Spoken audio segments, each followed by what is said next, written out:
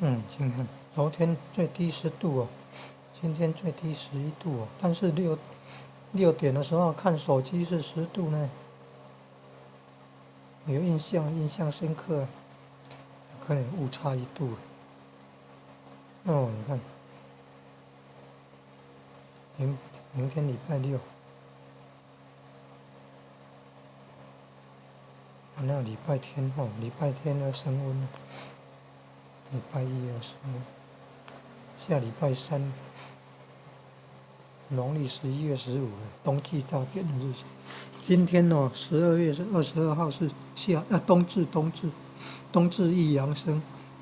日渐长，夜渐短，也是阴极阳生啊。